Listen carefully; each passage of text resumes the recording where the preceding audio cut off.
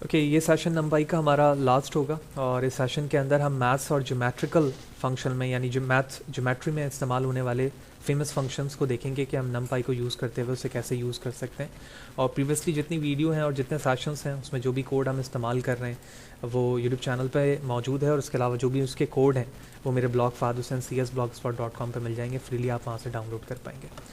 तो हम जानते हैं कि हम सिंपल कैलकुलेटर से अब जब साइंटिफिक कैलकुलेटर की तरफ जाते हैं तो वहाँ पर कुछ sine cos tan sign hyperbolic cos hyperbolic और टेन हाइपरबॉलिक जिसको हम टेंजेंट भी कह रहे होते हैं वो इस्तेमाल कर रहे होते हैं, जो कि फंक्शनल बेस्ड या ज्योमेट्री में इस्तेमाल होने वाले फंक्शंस होते हैं।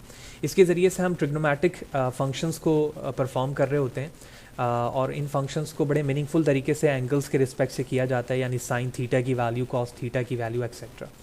तो हम उसकी तफसील पे नहीं जा सकते क्योंकि हमारा जो फोकस है वो नम पाई है और नम पाई को यूज़ करते हुए उन चीज़ों को कैसे परफॉर्म किया जा सकता है वो चीज़ें। तो इस वक्त आप देख रहे हो कि मैंने मैथ को भी इंपोर्ट किया हुआ है और नम पाई को भी। एक्चुअली मैथ्स के ज़रिए से भी ये काम हो सकता है, लेकिन डायरेक्टली आप एनपी के ज़रिए से भी ये काम कर सकते हो, ठीक है। यानी मैथ डॉट प्रेस करके भी डिफरेंट फंक्शनैलिटीज़ आ जाती हैं, लेकिन जो एनपी के ज़रिए से आ रही हैं वो स्पेसिफिकली नम पाई का पार्ट है। तो मैंने एक एरे क्रिएट किया, आप चाहें तो एक वेरिएबल क्रिएट करके भी कॉस थीटा की वैल्यू फाइंड कर सकते हैं, एक 2 डायमेंशनल एरे से भी कर सकते हैं, 1 डायमेंशनल एरे से भी कर सकते हैं। मैंने उस एरे को डिस्प्ले करवाया और एरे को डिस्प्ले करने के बाद आप देख रहे हो कि एक वेरिएबल है यहाँ पर। मैं इसका नाम रिजल्ट रख लेता हूँ क्योंकि ये टेंजेंट था ताकि वो सबके लिए मीनिंगफुल हो जाए। और सबसे पहले हम कॉस देख रहे हैं यहाँ पर, ठीक है। तो उस रिस्पेक्ट से हमने यहाँ पर कॉस के रिस्पेक्ट से जब रिजल्ट देखा तो इन तीनों की कॉस थीटा के रिस्पेक्ट से जो वैल्यूज़ आनी चाहिए थी वो यहाँ पर आ गई। इसी तरह आप यहाँ पर आकर TA प्रेस करके कंट्रोल के साथ स्पेस दबाओगे तो वो आपको मिल जाएगा 10। इसी तरह से आप यहाँ पर 10 हाइपरबॉलिक कॉस हाइपरबॉलिक जैसे आप देख रहे हो इंटेलिजेंस में यहाँ शो हुए हैं, दोनों में से आप यूज़ कर सकते हो। इसी तरह से मैं साइन यूज़ कर सकता हूँ और साइन हाइपरबॉलिक भी यूज़ कर सकता हूँ, जैसे आप देख रहे हो साइन भी यहाँ पर मौजूद है। तो मैंने साइन के रिस्पेक्ट से फंक्शन को रन किया और उसके बेस पर वैल्यू आ गई। तो उसका मतलब ये हुआ कि ये 6 फंक्शंस नमपाई के ज़रिए से काफ़ी आसानी के साथ 1 dimensional array, 2 dimensional array, n dimensional array या फिर ओनली 1 वेरिएबल के लिए मीनिंगफुल मैनर पे डिस्प्ले की जा सकती है बाय यूजिंग नमपाई। इसके बाद हमारे पास जो सेकंड मेथड है मैथ्स में या ज्योमेट्रिकल ट्रिग्नोमेट्रिक फंक्शन में इस्तेमाल होने वाला वो है आर्क कॉस, ठीक है। The function is use to calculate the inverse cos of array element. यानी एक होता है कॉस, एक होता है कॉस हाइपरबॉलिक और इसी तरह से कॉस इन्वर्स होता है। तो इन्वर्स के लिए यहाँ पर आर्क कॉस का मेथड मौजूद है। तो जिस तरह से हमने ऊपर यहाँ पर तमाम फंक्शनैलिटीज़ यूज़ की है, इसी तरह मैं उसको चाहूँ तो रिवर्स इन्वर्स ऑर्डर में भी चला सकता हूँ, जिसे हम इन्वर्स कॉस या इन्वर्स साइन एक्सेट्रा कहते हैं। तो 3 वैल्यूज़ हैं यहाँ पर, तीनों पर मैंने आर्क कॉस को अप्लाई किया और उसके बाद उसकी वैल्यू को यहाँ पर डिस्प्ले कर रहा हूँ। इसके 2 पैरामीटर्स हो सकते हैं, एरे एंड आउट। एरे वो एलिमेंट है जिसको आप साइन के लिए इस्तेमाल करना चाह रहे हो और आउट जो है वो उसके शेप को रिप्रेजेंट करेगा कि किस शेप में आप उसके आउटपुट को डिस्प्ले करवाना चाह रहे हो। तो अगर आप यहाँ पर आओ और कंट्रोल के साथ स्पेस प्रेस करोगे तो इसका मेथड आएगा और उसके वो तमाम पैरामीटर्स भी आपको दिखना शुरू हो जाएंगे, यहाँ पर मौजूद है।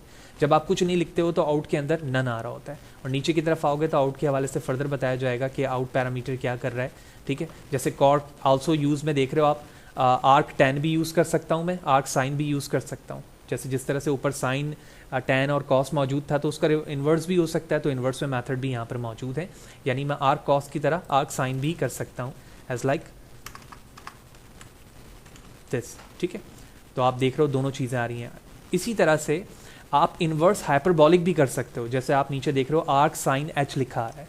यानी जिस तरह से साइन हाइपरबॉलिक, साइन इन्वर्स और इसी तरह से हाइपरबॉलिक इन्वर्स, ये चारों तरीक़ों से आप ट्रिग्नोमेट्रिक फंक्शंस को यहाँ पर परफॉर्म कर सकते हो। तो पहले हम आर्क साइन एग्जीक्यूट करते हैं, उसके बाद कॉस भी करेंगे। तो हमने ये किया, उसके बाद मैंने इसको रिवर्स कर दिया कॉस में, तो ये मेथड भी हमारा रन होना चाहिए एंड इट्स नाउ एग्जीक्यूटेड। और इसी तरह मैं हाइपरबॉलिक को भी यूज़ कर सकता हूँ इन्वर्स ऑर्डर में and now it's also executed, ठीक है। नॉट अ नंबर, यानी जाहिर सी बात है उसके जो ट्रिग्नोमेट्रिक वैल्यूज़ होती हैं वो उसको एक्सेप्ट नहीं कर रही हैं, लेकिन ये मेथड हमारा सक्सेसफुली एग्जीक्यूट हो रहा है। उसके बाद हमारे पास आर्क साइन है, ये मैं अभी ऊपर ही बता चुका हूँ, ये दूसरी एग्जांपल के साथ लिखा हुआ है। आर्क 10 भी मैंने वहीं पर बता दिया कि वो तीनों वैल्यूज़ वहाँ पर मौजूद हैं, तो हम तीनों को यूज़ कर सकते हैं। उसके बाद हमारे पास डिग्री है। डिग्री मेथड क्या कर रहा होता है, convert the angle from radian two degree. ठीक है, जैसे एक तरीका ये होता है कि जब आप साइंटिफिक ऑपरेशन परफॉर्म कर रहे होते हैं, या तो वो डिफ़ॉल्ट तौर पे रेडियन में शो कर रहा होता है या डिग्री में शो कर रहा होता है। तो उस रेडियन वैल्यू को या एंगल वैल्यू को रेडियन से डिग्री में अगर मैं कन्वर्ट करना चाहता हूँ, तो वो एक्चुअल वैल्यू को हम पैरामीटर में यूज़ करेंगे बाय यूजिंग मैथड डिग्री। तो आप देख रहे हो यहाँ पर डिग्री मेथड यूज़ किया, और मैं रेडियन यानी डिफ़ॉल्ट वैल्यूज़ का मतलब है रेडियन आने वाली थी, और उसको मैं डिग्री के ज़रिए से डिग्री में कन्वर्ट कर रहा हूँ। तो 1 2 3 डिफ़ॉल्ट वैल्यूज़ हैं विच मीन एरे की, मैंने उसको डिस्प्ले किया, और इन वैल्यूज़ की डिग्री वैल्यू कुछ यूँ होगी। ठीक है, अब आप अपना इनपुट वैल्यू कुछ भी चेंज करो, उसके रिस्पेक्ट से वो डिग्री वैल्यू डिस्प्ले हो जाएगी। इसी तरह से डिग्री टू रेडियन है। The function is use to convert the angle from degree to radian. पहले हमने देखा था रेडियन टू डिग्री, अब हम देख रहे हैं डिग्री टू रेडियन। तो आप डिग्री टू रेडियन अगर कन्वर्ट करना चाहते हो तो उसके लिए हमारे पास मेथड है DEG2RAD, जिसको हम डिग्री टू रेडियन पढ़ते हैं। आप जो भी इनपुट वैल्यू यूज़ करना चाहते हैं वो लेंगे, इसके पैरामीटर में यूज़ करेंगे, उसके बाद एग्जीक्यूट करेंगे। तो इस वक्त जो 0 1 और 5 है वो एज यहाँ पर डिग्री रेडियन यूज़ हो रही है, और हम उस डिग्री यूज़ हो रही है, और उस डिग्री को हम किस में कन्वर्ट करना चाह रहे हैं, रेडियन में कन्वर्ट करना चाह रहे हैं, जिसको यूज़ करते हुए यानी डिग्री टू रेडियन यूज़ करते हुए हमने एग्जीक्यूट किया। इसी तरह से हाइपोटेनस यानी जो ट्राइंगल राइट एंगल ट्राइंगल होता है, जिसका फॉर्मूला आप देखते हो बेस परपेंडिकुलर एंड हाइपोटेनस, उसको भी आप इस मेथड के ज़रिए यानी हाइपोट मेथड के ज़रिए से यूज़ कर सकते हो। अगर मैं इसको इमेज में शो करूँ तो वो कुछ इस तरह से एंगल होता होगा। आप सेकेंडरी लेवल स्कूल में ये पढ़ चुके हैं कि जब आपके पास दो वैल्यूज़ होती है तो आप A² = B² + C² के ज़रिए से कोई भी एक साइड मालूम कर सकते हैं।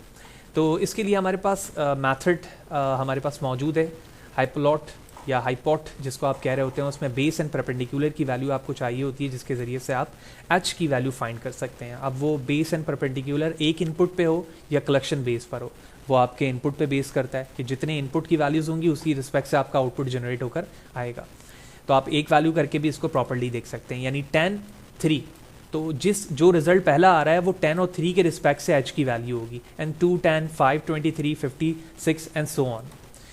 तो हम अपने इस चंक को एग्जीक्यूट करते हैं। उस बेस पर आप देख रहे हो कि इनपुट बेस की वैल्यू एंड परपेंडिकुलर की वैल्यू, और उसके बाद वो तमाम रिलेटेड H वैल्यू आ रही है जो कि फॉर्मूले के बेस पर कन्वर्ट होने के बाद आ रही होती है। उसके बाद रेडियन टू डिग्री है, रेड टू डिग्री जिसको हम रेडियन टू डिग्री कह रहे होते हैं। ये अब हम ऊपर भी देख चुके हैं, जहाँ पर हमने सिर्फ और सिर्फ डिग्री टू रेडियन देखा था। अब हम रेड टू डिग्री कह रहे हैं, यानी रेडियन हमारे पास मौजूद है और डिग्री में आप उसे कन्वर्ट कर रहे हैं। तो सिंप्लीफाइड फार्मूला है, इसमें कोई एडवांस लॉजिक नहीं है। इनपुट वैल्यू होनी चाहिए और आउटपुट वैल्यू होनी चाहिए, उसके बाद आपका रिजल्ट आउटपुट में डिस्प्ले होकर यहाँ पर आ जाएगा। इसके बाद हमारे पास रेडियन है। जिस तरह से angle degree to radian convert हुआ वो सिंपल रेडियन के ज़रिए से भी हो सकता है। अभी हम ये सारी चीज़ें तफसीलन ऊपर पे देख चुके हैं जो कि ट्रिग्नोमेट्रिक फंक्शंस के थे। तो डिग्री टू रेडियन हमने कन्वर्ट किया, और इसी तरह रेडियन टू डिग्री किया। फिर रेडियन टू डिग्री के बाद हमने by using base and perpendicular values को कन्वर्ट करके देखा कि हम उसमें H की वैल्यू कैसे मालूम कर सकते हैं, रेडियन टू डिग्री। और एट लास्ट हमारे पास आर्क साइन H है। ये भी मैं वहीं पर बता चुका हूँ जहाँ पर मैं sine cos, sine hyperbolic, cos hyperbolic, फिर आर्क साइन, और उसके बाद मैंने arc sine H which mean inverse of the sine with respect to the hyperbolic, वो तमाम चीज़ें करके दिखाई थी। तो उसके लिए एक सेपरेट एग्जाम्पल यहाँ पर मौजूद है जिसको आप एग्जीक्यूट कर सकते हो। तो ओवरऑल सारे जो मीनिंगफुल ट्रिग्नोमेट्रिक फंक्शंस थे वो हमने यहाँ पर कवर किया। एट लास्ट हमारे पास एक एग्जांपल आती है जो राउंड नंबर्स करने के लिए इस्तेमाल होती हैं। ठीक है, इसका ताल्लुक एक्चुअल नमपाई से तो है ही, लेकिन जहाँ जहाँ हम वैल्यूज़ को राउंड करके डिस्प्ले करवाना चाह रहे होते हैं, आइदर वो कोई भी प्रोग्रामिंग लैंग्वेज हो, वहाँ पर हमें इन चीज़ों की डिफरेंस की और यूजेज की ज़रूरत होती है। यानी सील, फ्लोर एंड राउंड, ये 3 मेथड्स होते हैं जिसके ज़रिए से आप अपने वैल्यू को राउंड कर रहे होते हैं। तीनों की मीनिंगफुल डेफिनेशन है जब हमारे पास डेसिमल पॉइंट पर वैल्यूज़ होती हैं। यानी अगर राउंड पे मौजूद हैं वो 1.5 से ज़्यादा है तो राउंड, 1.5 कम से कम है तो राउंड, ठीक है, 1.9 के करीब है तो वो बैकवर्ड पे राउंड होगा या अपवर्ड पे होगा। ये तमाम 3 मेथड्स डिफरेंस करके दे रहे होते हैं। तो मैंने मीनिंगफुल समझने के लिए एक वैल्यू ली है और उसके बाद एक एरे लिया है, और इन दोनों को मैं यहाँ पर राउंड कर रहा हूँ। तो आप देख रहे हो after seal applying, floor, round applying, तीनों पर मैंने ये अप्लाई किया। और उसके बाद इसी तरह से चौथा जो हमारे पास है वो आर इंटीजर है। आर इंटीजर एक्चुअली करता क्या है, the function is use to round the array element to the nearest integer. ये हमेशा ये नहीं देखेगा कि 1.9 वैल्यू पे राउंड क्या होना चाहिए, 1.1 पे क्या होना चाहिए, वो नियरेस्ट इंटीजर को देखेगा और राउंड कर देगा, जो भी नियरेस्ट इंटीजर उसके होगा। जबकि ये जो तीन है, सील, फ्लोर, राउंड, ये स्पेसिफिक नंबर्स को देखते हैं कि कहाँ पर मौजूद है तो क्या होना चाहिए, इनपुट वैल्यू को देखते हैं। देखिए 0.23, 0.9 कर देता हूँ मैं इसे। इसी तरह मैं इसको कर देता हूँ 1.56 और इसे कर देता हूँ 1.50। ठीक है, सारे नंबर्स मल्टीपल स्टेज पर हैं। और इसी तरह से एक वैल्यू हम और ले लेते हैं और इसको मैं दे देता हूँ 1.1। That's it. तो इस वक्त हमारे पास 6 डिजिट्स यहाँ पर मौजूद हैं और इसको मैं अप्लाई कर रहा हूँ ceil, floor, round and R integer पे। That's C. एग्जीक्यूट करते हैं। इस बेस पर हमारे पास 4 आउटपुट आ रहे हैं। सबसे पहले ओरिजिनल एरे है हमारे पास जो ऊपर टॉप पर मौजूद है। जब मैंने इस पर सील अप्लाई किया तो देखो उसने 0.03 वैल्यू को अपवर्ड लेकर गया, आगे की तरफ ऑनवर्ड वैल्यू रीड किया। उसने ये नहीं कहा कि ये 0 है, बल्कि उसको कहा 1। 0.9 को भी 1 कह दिया, 1.56 को भी, 1.1 को भी, 9.9 को भी 1.1। यानी सील हमेशा कोई भी डिजिट्स के बाद वैल्यू हो वो उसको ऑनवर्ड ऊपर की तरफ ही कंसीडर करता है। उसके बाद है फ्लोर। फ्लोर ने ये कहा कि अगर आपकी वैल्यू 1.5 से ज़्यादा या 1.5 के बराबर है तो ये आगे बैकवर्ड ले जाएगा उसे। आप देखो यहाँ पर 1.5 से ज़्यादा है, 1.5 ही है, लेकिन उसने उसको क्या किया भाई, 1 रीड किया। 9.9 से भी ज़्यादा थी तो भी उसने 9 लिया। यानी बिल्कुल सील का उलट हो गया। सील ये कह रहा था कि 1.9 भी होगा तो मैं उसको 1 कंसीडर करूंगा, तो ये 2 कंसीडर कर लूंगा। ये कहता है कि 1.9 भी होगा तो मैं उसको 1 ही कंसीडर करूंगा। अब बारी आती है राउंड की। राउंड ने एक थ्रेशोल्ड सेट किया हुआ है और वो थ्रेशोल्ड होता है 0.5 का। आप यहां से समझ जाएंगे इस आउटपुट को देखते हुए। देखें ये 2 और ये 2 इसके लिए है, 1.5 एंड 1.56 दोनों को इसने क्या किया, 1 कंसीडर किया। 2 कंसीडर किया, बिल्कुल सही, थ्रेशोल्ड के आगे। 9.9 को भी 10 किया, लेकिन यहां देखो 0.9 5 से ज़्यादा है ना भाई, ये 5 से कम है, इसको क्या कर दिया 0। अब लास्ट में हमारे पास था आर इंटीजर, और आर इंटीजर में मैंने डिफरेंस बताया था कि जो भी नियरेस्ट इंटीजर होगा उसकी तरफ चला जाएगा। 1.59 नियरेस्ट इंटीजर, बिल्कुल इसको फॉलो किया इसने राउंड को। ठीक है, यहाँ राउंड लिखा हुआ है लेकिन ये राउंड है नहीं। ठीक है, हम इसे चेंज कर देते हैं, यहीं पर आर इंट कर देता हूँ। ठीक है, तो बिल्कुल जो डेफिनेशन हमारे राउंड की थी वही इंटीजर आर इंट की है जो इस पर एप्लीकेबल हो रहा है। That's it. तो इस तरह से हमने यहाँ पर बड़ी मीनिंगफुल एग्जांपल देखी कि सील, फ्लोर, राउंड और आर या इंटीजर किस तरह से हमारे नंबर्स को मीनिंगफुल मैनर पर राउंड करके डिस्प्ले करवा रहा होता है। उसके बाद हमारे पास मेथड है फिक्स का। The function is use to round the array value to the nearest integer toward 0। अभी हमने यहाँ पर देखा था कि ये जो आर इंटीजर है वो नियरेस्ट टू इंटीजर करता है सिर्फ, लेकिन ये फिक्स क्या कह रहा है, नियरेस्ट इंटीजर होगा टूवर्ड 0, यानी 0 के करीबी नियरेस्ट इंटीजर जो होगा उस पे की तरफ लेकर जाएगा। यहाँ पर हमने आगे की तरफ जाते हुए देखा है इसको, यानी अगर मैं 1.59 को देखूँ तो ये रहा 1.56, इसको इसने क्या कर दिया 2, यानी ऑनवर्ड आगे की तरफ गया है, 0 की तरफ नहीं गया है। लेकिन अगर आप यहाँ पर आकर इस रिजल्ट को देखो, ओरिजिनल एरे, तो मैं इसी इनपुट को ले लेता हूँ, सही है, और इस बेस पर हम इसको एग्जीक्यूट करते हैं। लेट्स सी 0.9 नियरेस्ट, 0 के नियरेस्ट क्या होगा, ये 0 हो गया। ये नियरेस्ट 0 नहीं है तो इसने बैकवर्ड जाने के लिए क्या किया, 2 नहीं किया बल्कि 1 कर दिया। इसको 10 नहीं किया बल्कि क्या कर दिया 9, यानी पीछे की तरफ आ रहा है, नियरेस्ट टू 0 की तरफ। 1.1 को इसने 1 कर दिया, यानी आर इंटीजर का रिवर्स हो गया मैथड डॉट फिक्स। उसके बाद है ट्रंक सी।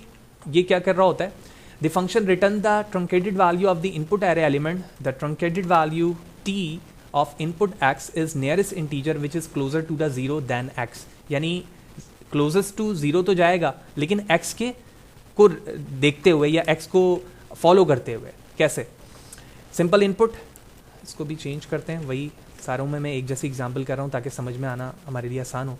और इस बेस पर अगर हम इसको एग्जीक्यूट करें तो x को ये किस तरह से फॉलो कर रहा है, ये देखो जो भी वैल्यू इसमें 0.23 और 0.9 थी उसको दोनों को इसने ज़ीरो कर दिया, लेकिन 1.5 और 1.5 को भी इसने बैकवर्ड पीछे जाते हुए ज़ीरो किया है, 9 को भी इसने वही कर दिया और 1.1 को भी वही कर दिया। यानी जो ट्रंक सी यहाँ पर वर्क कर रहा है वही फिक्स मेथड कर रहा है और इसका रिवर्स यहाँ पर आर इंटीजर कर। तो इस तरह से इस लास्ट सेशन ऑफ नमपाई के अंदर हमने ट्रिग्नोमेट्रिक फंक्शन और साथ ही साथ राउंड्स की कुछ बेसिक फंक्शन देखे, जिसमें सबसे इंपॉर्टेंट हमने देखा कि साइन कॉस टेन क्या चीज़ है और किस तरह से अप्लाई होगा, फिर साइन एच कॉस एच और टेन एच देखा, फिर arc sine H arc sine cos X और इसी तरह से arc tan H, and then finally arc sine H के साथ हाइपरबॉलिक के साथ भी इन्वर्स करके हमने देखा।